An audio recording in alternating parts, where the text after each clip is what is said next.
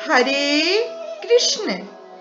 आप सभी को सटतिला एकादशी की हार्दिक शुभकामनाएं।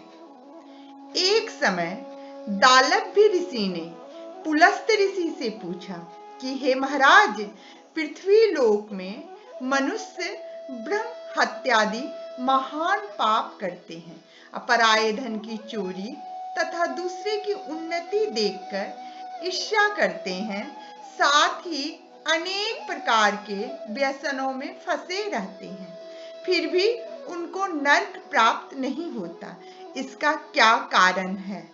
वे ना जाने कौन सा दान पुण्य करते हैं जिससे उनके पाप नष्ट हो जाते हैं। यह सब कृपा पूर्वक आप कहिए।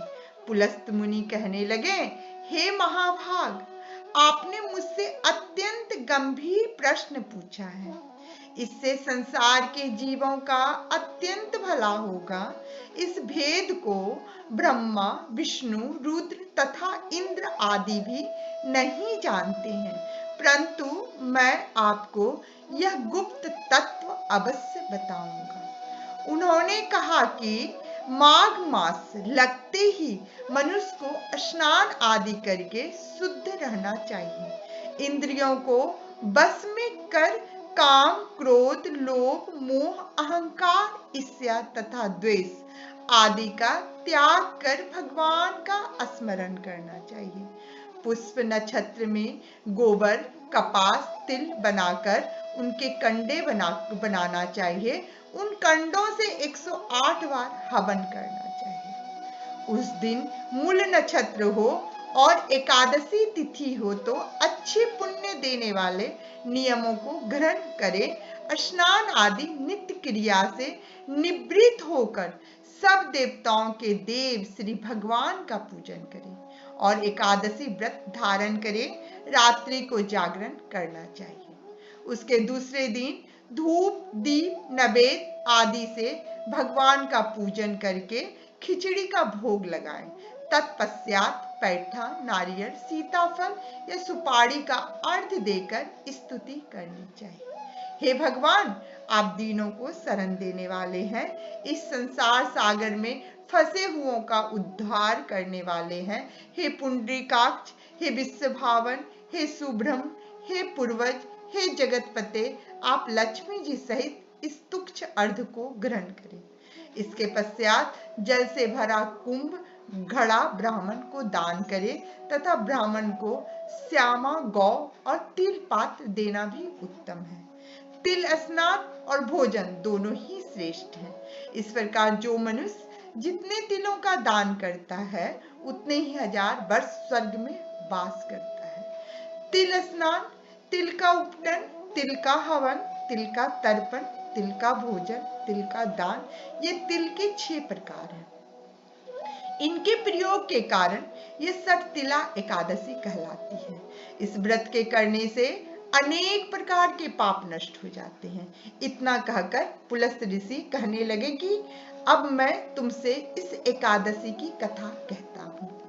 एक समय नारद जी ने भगवान श्री विष्णु से यही प्रश्न किया था और भगवान ने जो सटतिला एकादशी का महात्म नारद जी से कहा सो मैं तुमसे कहता हूँ।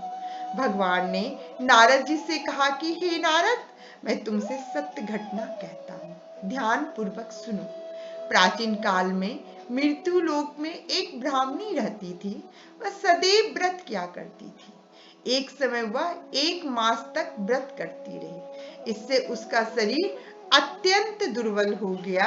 यद्यपि वह अत्यंत बुद्धिमान थी, तथापि उसने कभी देवताओं या ब्राह्मणों के निमित्त अन्न या धन का दान नहीं किया था। इससे मैंने सोचा कि ब्राह्मणी ने व्रत आदि से अपना शरीर शुद्ध कर लिया है। अब इसे विष्णु लोक तो मिल ही जाएगा, परंतु इसने कभी अन्न का दान नहीं किया। इससे इसकी तृप्ति होना कठिन है। भगवान ने आगे कहा, ऐसा सोचकर मैं भिखारी के वेश में मृत्यु लोक में उस ब्राह्मणी के पास गया और उससे भिक्षा मांगी। वह ब्राह्मणी बोली, महाराज किस लिए आए हो? मैंने कहा मुझे भिक्षा चाहिए। इस पर उसने एक मिट्टी का ढेला मेरे भिक्षा पात्र में डाल दिया। मैं उसे लेकर स्वर्ग में लौट आया। कुछ समय बाद ब्राह्मणी भी शरीर त्याग कर स्वर्ग में आ गई। उस ब्राह्मणी को मिट्टी का दान करने से स्वर्ग में सुंदर महल मिला, परंतु उसने अपने घर को अन्न आदि सब सामग्रियों से शून्य पाया।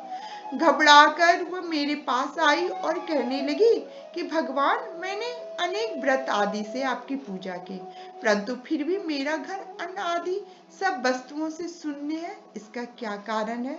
इस पर मैंने कहा, पहले तुम अपने घर जाओ, देव स्त्रियां आएंगी तुम्हें देखने के लिए, पहले उनसे सठ तिला एकादशी का पुण्य और विधि सुन लो, तब द्वार खोलना। मेरे ऐसे वचन सुनकर वो अपने घर गई। जब देव स्त्रियां आई और द्वार खोलने को कहा तो ब्राह्मणी बोली, आप मुझे देखने आई हैं तो सठ तिला एकादशी का महात्म मुझसे कहो। उनमें से एक देव स्त्री कहने लगी, मैं कहती हूँ। जब ब्राह्मणी ने सठ तिला एकादशी का महात्मा सुना तब द्वार खोल दिया। देवांगनाओं ने उनको देखा कि ना तो वो गांधारी है ना आसुरी है, वरन पहले जैसी मानुषी है। उस ब्राह्मणी ने उनके कथानुसार सठ तिला एकादशी का व्रत किया। इसके प्रभाव से वह सुंदर और रूपवती हो गई तथा उसके घर अन्न आदि समस्त सामग्रियों से युक्त हो गया। अतः मनुष्य को चाहिए सठ तिला एकादशी का व्रत करे, जिससे दुर्भाग्य, दरिद्रता तथा अनेक प्रकार के कष्ट दूर होकर मोक्ष की प्राप्ति होती है। हरे कृष्ण कृष्ण कृष्ण हरे हरे, हरे राम राम राम हरे हरे। धन्यवाद।